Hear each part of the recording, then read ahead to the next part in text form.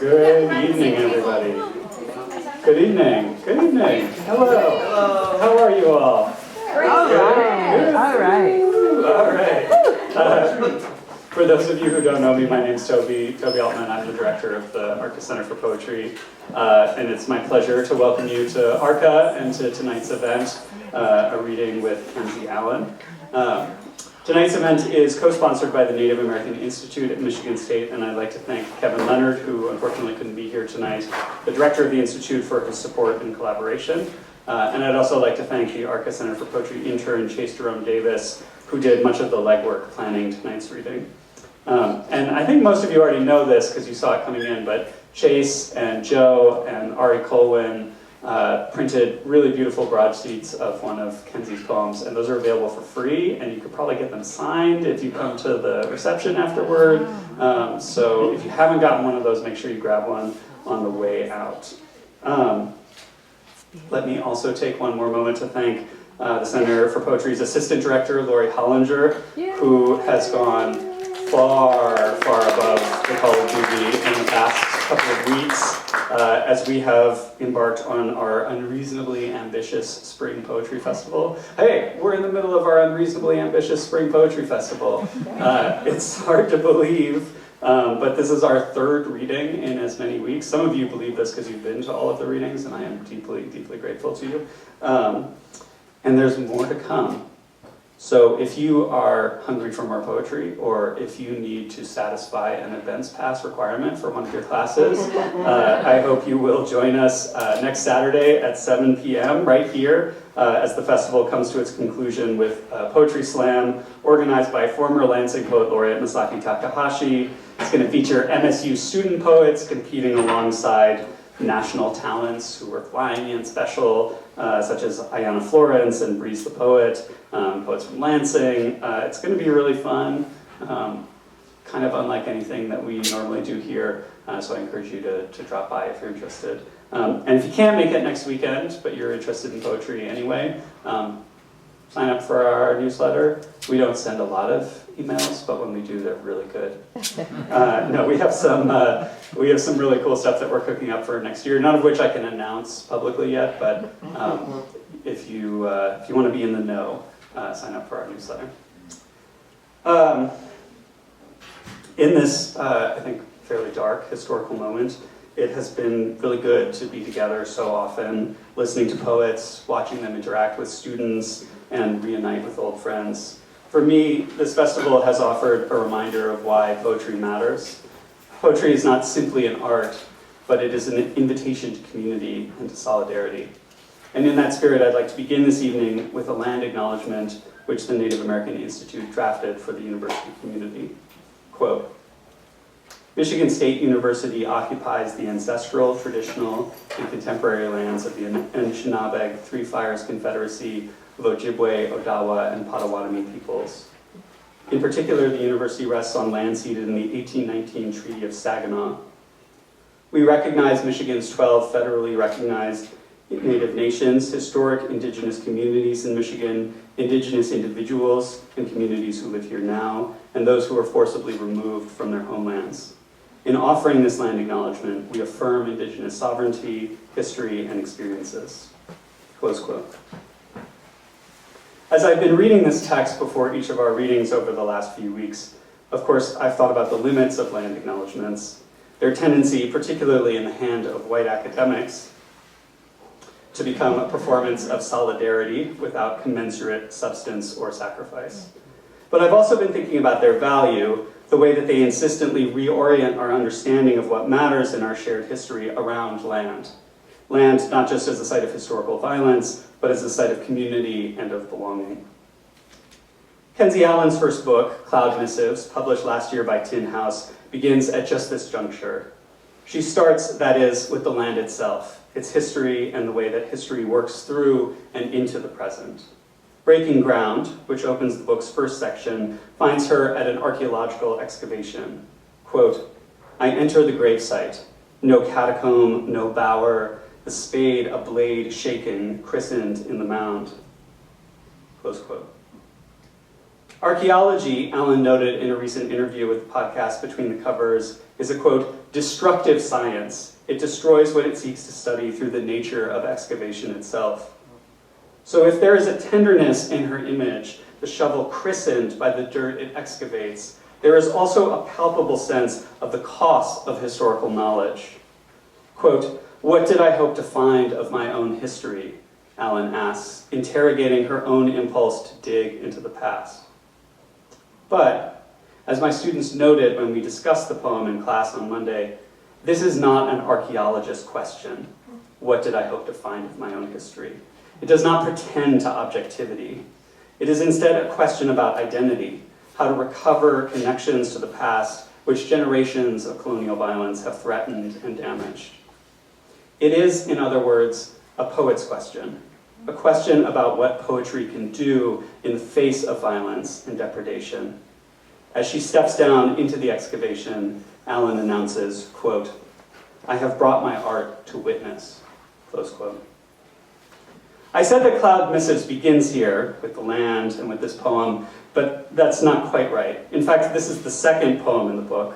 The first poem, Light Pollution, which prefaces its 4 sections, looks upward from the land toward the sky. Breaking Ground is a poem of intense self-reflection. Light Pollution is, by contrast, a poem of defiance. Quote, "We tried to obey, though muffled by order. We tipped our throats to night showers and tried to lick back stars the city had obliterated," close quote. Both gestures, defiance and reflection, are characteristic of Allen's work. Her poems are sarcastic, biting, hilarious. In one of my favorites, she imagines what it would be like if Indiana Jones actually did some real archaeology. Quote, "Professor Jones, dashing in glasses, teaches a whole entire class, and without even once mentioning the word discovery," close quote. Her poems are also lyrical, beautiful, and heartbreaking. Take Psychomantium, for example, where she describes an abusive relationship in which the speaker diminishes herself, becoming, quote, "slim as I could around a door frame, mouth open breathing so as not to be found," close quote.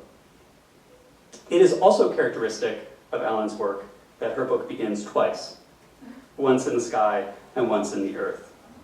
Allen's work resolutely refuses to be simplified. Her poetics are always larger than the singular. This is a book that is equally comfortable using the language of forensic anthropology and interrogating Disney's Pocahontas, which can grapple with domestic violence and indigenous genocide and still have room for a love poem to a herd of alpacas. And if one steps beyond the already expansive boundaries of her first book, Allen's poetics grow larger still. In Cloud Missives, she shows herself to be a lyric craftswoman, precise in her tuning of image and line. Elsewhere, she has written poems on her own body, posted a series of poems to Google Maps, which I learned today she has been quietly editing for years without telling anybody. And she's turned the wall of a CIBC in Toronto into a concrete poem in the shape of a longhouse. Surveying the whole of Allen's work, one has the sense that all of poetry is there. All its formal variety and historical richness, its capacity for political rigor and self-interrogation. More, one has the sense that she is asserting for indigenous poetics an expansiveness and creativity that exceeds the stereotypes and double binds which white readers often impose on indigenous poets. In her practice, an indigenous poetics is not one thing, but a vast assemblage of literary possibilities which emerge from indigenous technologies and cosmologies, such as, for instance, mound building. As Allen digs into the burial mound in Breaking Ground, her shovel christened, then christened again by its dirt, she stops to study its soil structure, quote, layer by layer like papered skin, close quote. And she meditates on the labor it took to build it, quote, each basket of soil with which they built the risen earth to honor their dead, close quote. The mound is not one thing, nor is it the work of an individual. It is layered, multiple, an expression of care and collectivity. If Breaking Ground is a poem that asks what poetry can do in the face of historical violence, it is also a poem that finds its answer. That finds its answer in the land itself and in the abiding traditions of indigenous creativity, that bind the body and the land, the past and the present, the individual and the collective. Kenzie Allen is a poet and multimodal artist. Her research centers on documentary and visual poetics, literary cartography, and the enactment of indigenous sovereignties through creative works. A first-generation descendant of the Oneida Nation of Wisconsin, her most recent project is a multimodal book of poetry that incorporates intergenerational histories and diasporic movements, Haudenosaunee traditions, and archival materials of the Carlisle Indian Boarding School. A finalist for the National Poetry Series, her poems can be found in Poetry Magazine, Boston Review, Narrative Magazine, Best New Poets, and other venues. And she is the recipient of a 92Y Discovery Prize, an inaugural James Welch Prize for Indigenous Poets, the 49th Parallel Award in Poetry, and broadside prizes from Sundress Publications and Littoral Press. She is the author of Cloud Missives from Tin House. Please join me in welcoming Kenzie Allen.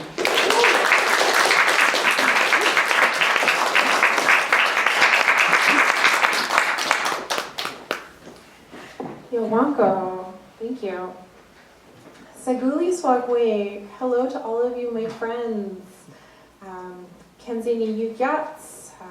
Kenzie Allen ni Yugyats. Yagot Lanodad ni Yugyats. My name is Kenzie. My Oneida name is Yagot Lanodad. She plays music as she goes along. And our language is very verb-based, so it's a sort of sense of movement in everyone's words, but also in a lot of names. And so the end of that is also a continuous tense, like as we continue to go along. I'm happy that you've all made it here today. And yeah, I come from Toronto today. I'm coming to you from Toronto today. I'm really happy to be here and to have gotten to know a lot of you and get to know a lot of like the students, and the work that's being produced here is really fabulous. I learned a lot in the last like 24 hours of being here actually, and I feel like everything I thought I was gonna read is like out the window. Like for one, we're not gonna read the one funny poem that I wrote because you've already heard the punchline of it. No, but I really like doing the Indiana Jones poem, and I think it's really interesting, the idea that the rest of the poems would be really sarcastic and funny. I have completely forgotten that they are that at this point, so it's a good reminder. One of the things that someone said to me while I was here earlier tonight was that they are choosing to intentionally write poems that have some act of uplifting to them. And I was talking to them about that, and I was like, yeah, that's something that I've started to think about too when it comes to Indigenous poetry, just for my practice at any rate. Because a lot of the time I'm trying to resist just writing stories of straightforward, simple trauma, of poverty, of a kind of poetics of loss. Like, I'm not trying to operate in that realm because I worry about hunger. I think it's Susan Sontag who said that the human hunger for images of the body in pain is almost as palpable as the human hunger for bodies naked. And so there's a kind of like hunger for trauma that I definitely don't want to play into. At the same time, there's a lot of things that have happened, not just in my personal life, but in my cultural life and my sort of family's life, that has been very difficult. So at first, I had picked a bunch of poems that I thought were like, okay, like appropriately like serious, like we're getting very serious here tonight with each other, right? Like we're very, poetry, it's very serious. And then you got told that I was a funny poet. So now I'm like, oh no, what am I? Okay. No, so the one that I was going to read first, though, I'm definitely not. Maybe I will. I should just get to it, though. I should just read some poems, because we've been sitting and waiting. But now that you've read, like, I feel like, how do I live up to that? Okay. So I'll just go ahead and start with the weird poem. This is really not the one to start with, but we're going to do it. This one's called Morphology. And this is only because I started reading it during the sound check earlier. So I feel like I left people hanging. So this comes from a section of the book called Pathology. The first section is pathology. It's about the body and about what the body remembers, what the body holds in terms of our physical memories and physical markers, and what it doesn't tell us about the life. So the body can tell you when a bone has been broken. It can't necessarily tell you when there's been a mental health crisis, for example, like just when you look back at it in forensic anthropology. The second section is manifest. It deals with manifest destiny, a kind of play on that, but also manifesting the truer self in light of pop culture stereotypes and anti-Indigenous violences. And then the third section is letters I don't send, and that's just about what happens if you took on every mean name anyone's ever called you, particularly if they called you mean gendered names and you took on those names. Could you actually take back your power if you became the evil queen, for example? And the last section is love songs.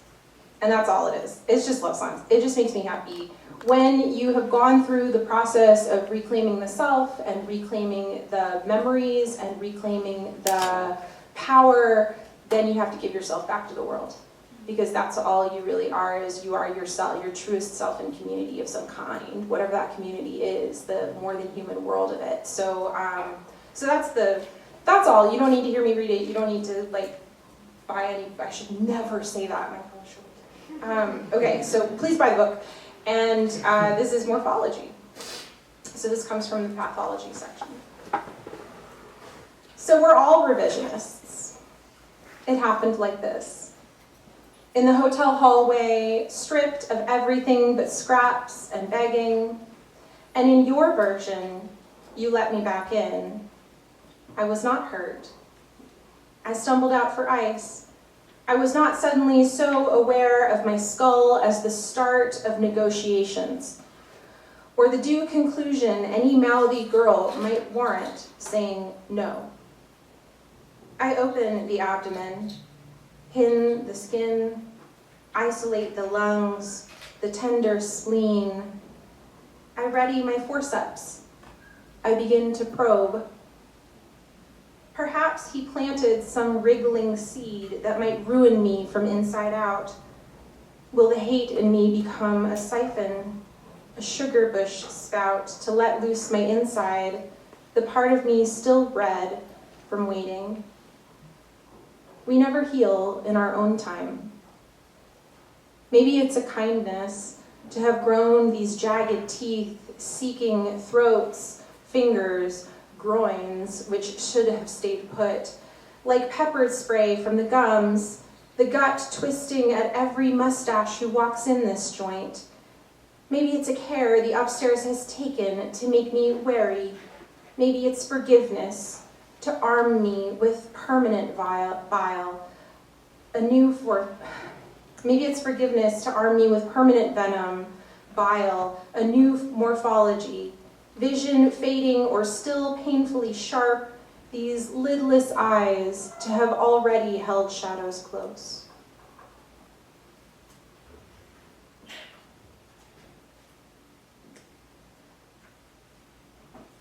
And this is kind of a bridge poem between that pathology section and the manifest section. And this one's called Repatriation. And it's also not a super uplifting poem, so I apologize. But I promise those are coming. Let's put a pin in the uplifting stuff and we'll come back around to it, okay? I promise. Don't let me forget. I feel like there's no way I'll forget because we'll all just be so sad we'll be crawling out of here. But this is a poem that's about the Native American Graves Protection and Repatriation Act. And that was only passed in 1990, so we're still working on a lot of these issues that affect Indigenous communities. And what the Graves Repatriation Act requires is that museums notify potentially related tribal entities that there are funeral remains and that there need to be a certain type of care taken with them, possibly repatriating back to where they came from. Some of the times museums do hold on to those things, but they do it with collaboration with the tribal culture that those are the relatives of. All this to say, there's a lot of legalese in the original thing. I'm not going to read the epigraph that's basically all legalese, but try to imagine that people are talking about your relatives, right? So when it says things like, if pursuant to section, okay, fine, I will read it. If pursuant to section 5 the cultural affiliation of Native American human remains and associated funerary objects with a particular Indian tribe or Native Hawaiian organization is established. By the way, Indian in this case is still a legal term that's being used, so that's super weird. Upon the request of a known lineal descendant of the Native American or of the tribe or organization, and pursuant to subsections B and E of this section, shall expeditiously return such remains and associated funerary objects. So again, these are your family members. So this is repatriation. Sun-bleached bone and sticks wrapped with the skins in which we loved them. Or nestled and charred by the broken hearth, clutching the wing of a swan to ward spirits. Or wormwood, beechwood, cherry oak, pine, slatted and nailed neatly under 6 feet, or in hard times, even stacked above one another, so that the bodies collapse like floors of ruined buildings, sighing into the coffins below. Or piled, piled, piled, piled, piled, piled, nameless, done in, piled, piled, piled, piled, buried over quickly in the night. Or in personal collections, in trophy cases, or in pieces, piled. Cataloged and inked with the smallest numbers along the cranial spine, packed amid boxes in the basement of the Longhouse Museum until proper funding can be acquired for a proper display. Red taped and returned, gathering dust far from the longhouses you knew.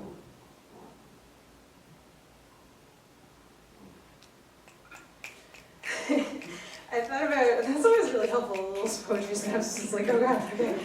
I thought about reading the Indiana Jones one. Like, I don't want to keep reading super bummer poems, but like, y'all also read the How to Be a Real Indian one, and it's really long, and it's a real bummer, so maybe I'm telling myself the answer right now.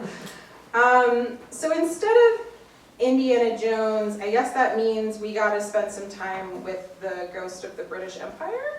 If we're not going to do Indiana Jones, it's got to be Ghost of the British Empire. So there's only 2 in this book. Okay, so the story about this is, for the longest time, there was a title roaming around in my notebook that was called Dinner with the Ghost of the British Empire. And then at some point I finally realized, when I started trying to write this as a poem, it would be the worst dinner you've ever been to in your life, at least if you're an Oneida woman. So, so this is a date with the ghost of the British Empire.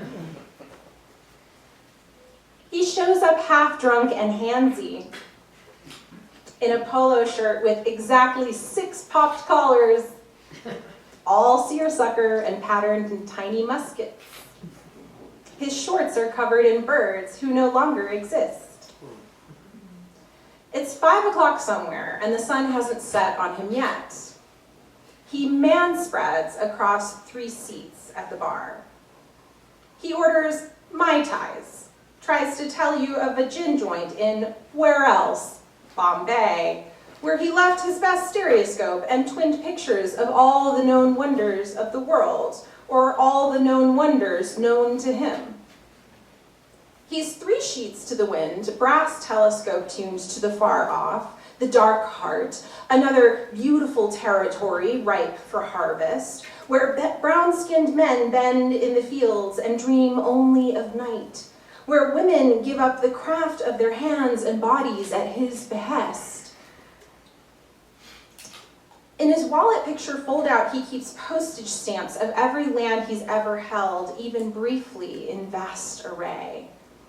Things were peaceful, he says, back when he was in charge. A shame they'd lost the colonies so early on.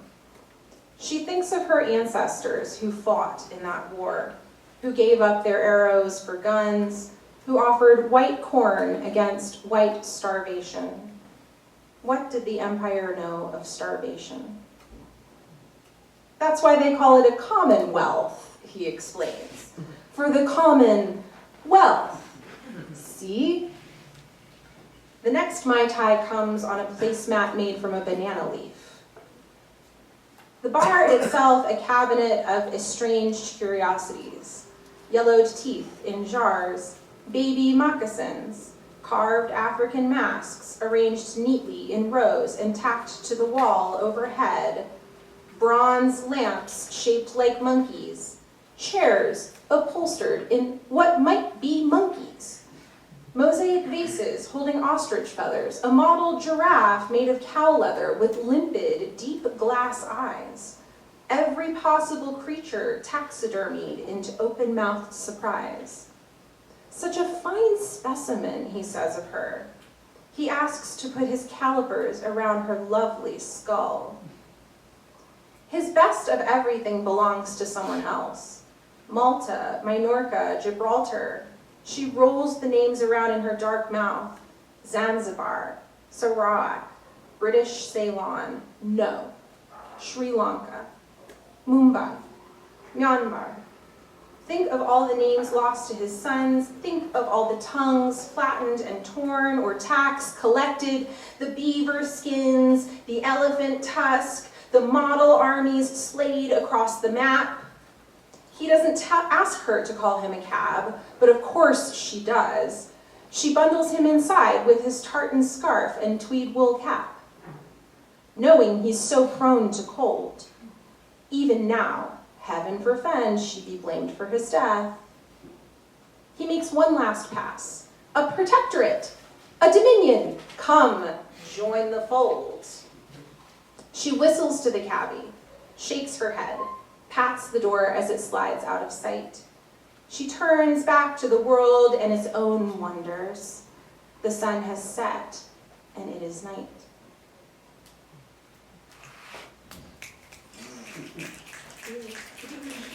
Okay, so maybe I'm going to jump around in here a little bit. I feel like we got to read something with Pocahontas in it, but like there are options.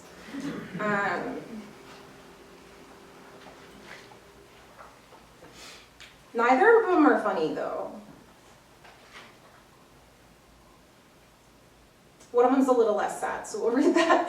So this is In Which I Become Pocahontas, and this comes from a series of poems that are the In Which I Become poems, where the title is just In Which I Become, and the last word of the title is in parentheses just to say which persona it's coming from at the time. But the speaker is just becoming themselves. The persona is only ever a foil in the case of stereotypes like Disney's Pocahontas, or a guiding figure, like in Haudenosaunee cosmologies, Sky Woman and Earth Mother are guiding figures in those. So I have In Which I Become Earth Mother, as opposed to this poem, which is In Which I Become Pocahontas, TM, because we're talking about the Disney's version specifically, and not Matoka.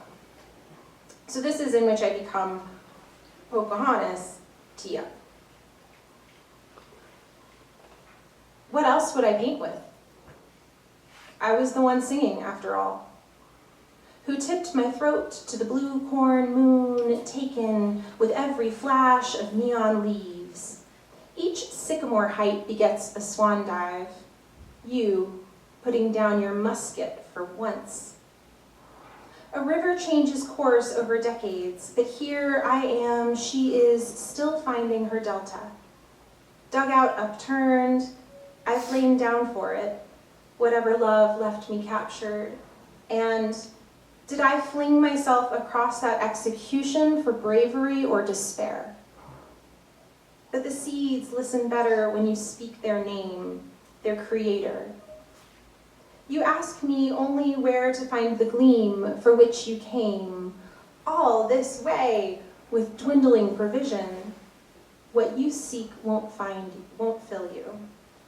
It is only our animal companions and their animal companions left here to humanize us. It did no good to say you can't own it with this face. Some never believe a smoke rabbit until it comes to pass. Maybe that lung's catch isn't expansion, but tension. A sudden snap as the system shudders, a prismatic release of the breath you didn't know you were holding for days, which, like me, like all I know, is also a metaphor. You look at me like before contact, like mist still lay between us. I was buried that very first day. Why do I dig myself up again and again? Maybe some things have gone too far now. Pastel winds, those bomb-ass leaves and sketched echoes, ghosts I never thought to become. If not powerless, why this name still on the lips? Why do I still look for faces in every tree? You ask for a glimmer of fortune, like pillared light, whispering good advice. Corn sister rises, tall as flagpole or mizzenmast, her generosity the exact color of your thirst. We call it maize, I say. I open the husk like a prayer book. I have no other coin to give. I rise to my feet, kiss her leaves. No metal, no discovery, sustenance, nothing of your desire. But isn't it also gold? Doesn't it also shine?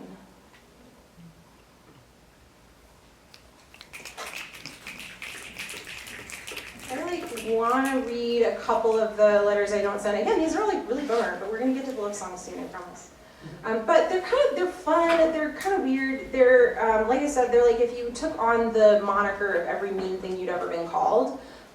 So I'll just read a couple poems that kind of like fill that out a little bit, but it's like a 10 or 11 poem series. I don't know why I don't know the answer to the exact numbers right now. It's an 11 poem series. So this is Letters I Don't Send, number 2. And none of them are like letters. I just want to preface that right now. Like none of them are in the shape of letters, the form of letters. It absolutely makes no sense that they're called Letters I Don't Send. I mean, it does, but like, don't be sad if you don't hear anything that resembles a letter. So this is Letters I Don't Send, number 2.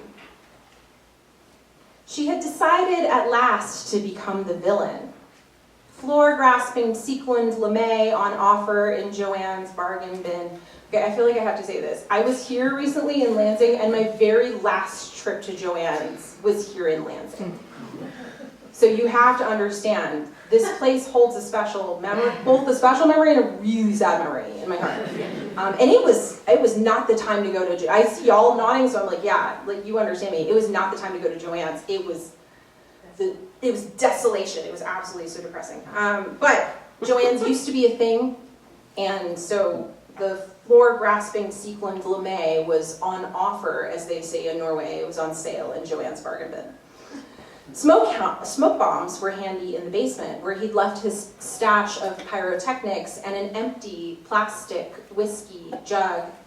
Even the crows seemed cooperative, now drawn to the shine of her malice. Her fingernails sharp, narcissistic and manipulative. Weren't those your exact words? She becomes her own reflection. She asks her reflection, what's fair? I know, I really like that one. Okay, so let's do the Marilyn Monroe one too. Letters I Don't Send, number 4. Somewhere upstairs, so Marilyn Monroe, by the way. Joe DiMaggio, Marilyn Monroe. Somewhere upstairs, Marilyn and Joe sit down to discuss their grievances. Her beautiful legs crossed toward the door. He doesn't ask to smoke, just lights one up and goes on down the list. That damn skirt of yours, always saying hello. Barely saw you, but everybody else gets an eyeful. They wallop each other with foam swords. Marilyn flings herself backward, eyes closed, and Joe catches her. In my past life, I was Cleopatra. Joe's past life involves a sandlot. Sometimes Joe dreams only in shades of grass. Joe wallops a little harder this time with the foam sword. Tell me what you were thinking. Cut the hyperboles. Marilyn tries to explain to the tune of Happy Birthday.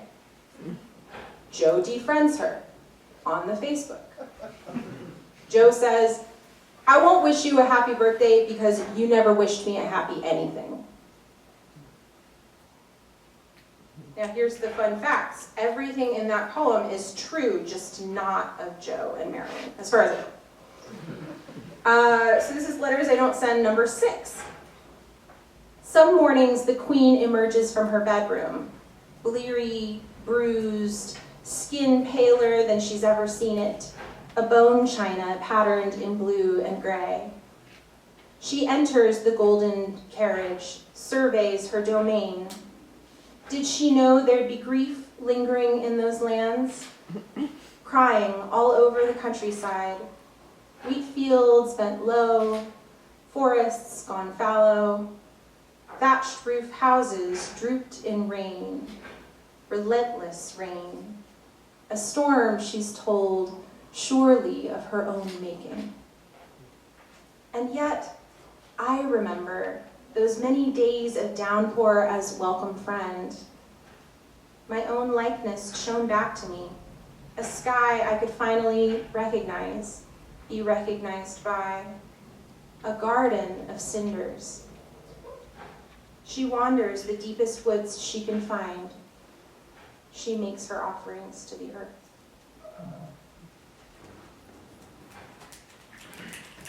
Okay, you've made it through. You've earned all the love poems. How many love poems do you have time for? Oh, I wish I'd left us more time. Okay, so this is just a fun one. Love song to the man announcing powwows and rodeos. So if you've ever been to a powwow or a rodeo, you're shaking your head, but you know it's the same guy, right? The same person who does powwows also announces for rodeos, and it's the same person, right? And he's like, oh, next up is Tiny Tots. Oh, good job, good job. So this is literally built into my bones, when I hear this particular voice. So this is my love song to the man announcing powwows and rodeos. How your voice over salted flanks licks tender, and when you say, young ones are future, it just left like making room. And when you name the horses, booms low, storms a kick-up moan, chases them down as spotted silverfish in a round pen quarrel, then shoot back out the entrance, spotlit and away in a shuddering. Name me a jingle dress in neon and gold leaf. Bespeak moccasins for my turning feet. With my mother's best beading, paint her having sewn those seeds onto leather backing all of my life. Welcome the crowd to my birth, and the language to my ears, early. My name, early. Wampum, and the good spirits, everywhere and early.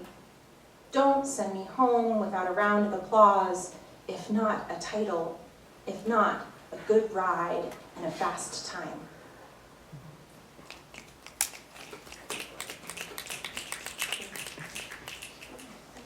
I feel like there's time for one more? There's time for more? 2 more? Oh my goodness. 3 more?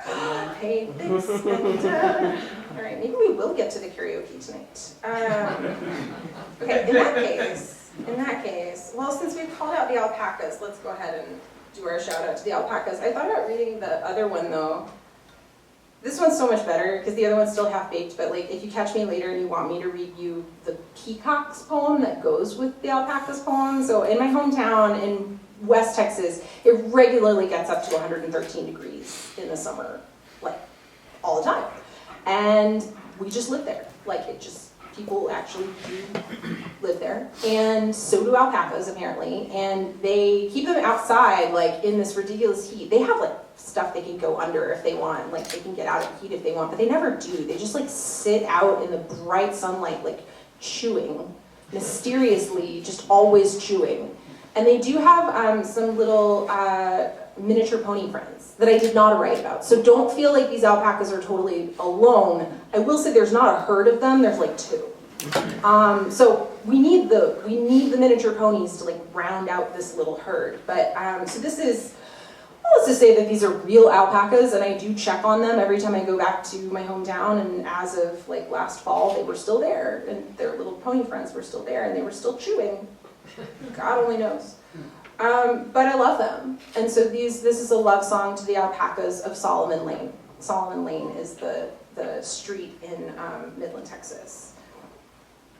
Someone was like, is it Solomon's? When they were doing the copy editing for the book, I was like, no. No one needs to know where this place is.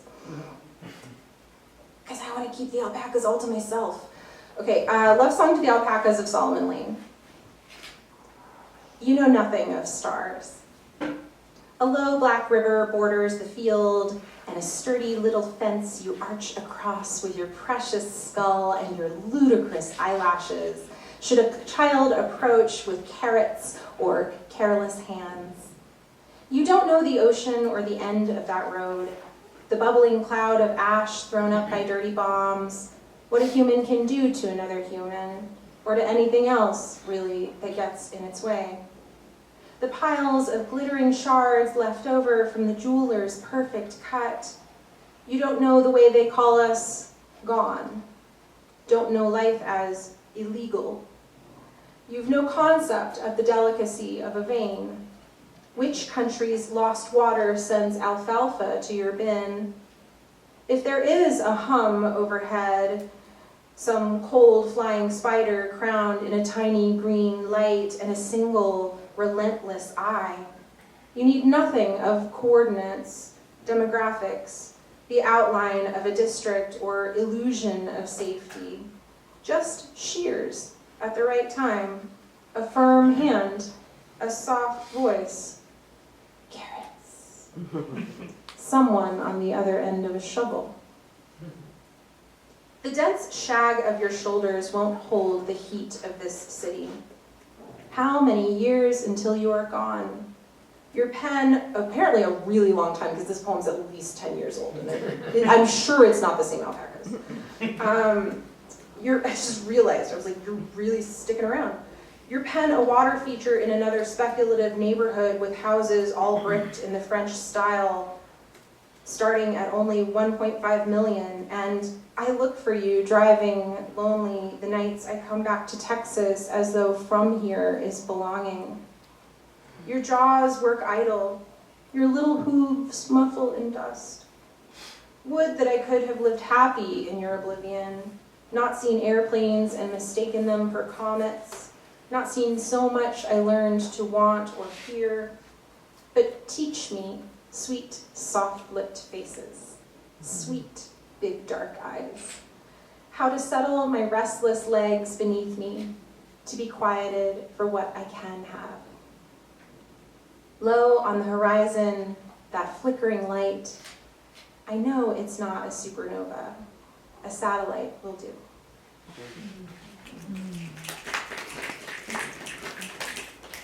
Well, that one kind of feels like the vibes, but okay, I'll do one more. This is the love song to end all love songs, quite literally. This is called Love Song to Banish Another Love Song.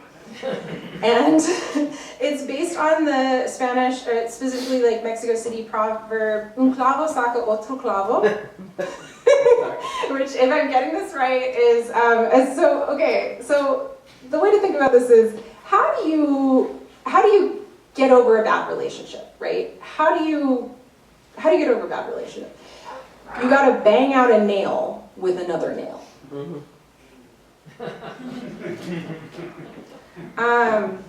This is true. So this is Love Song to Banish Another Love Song.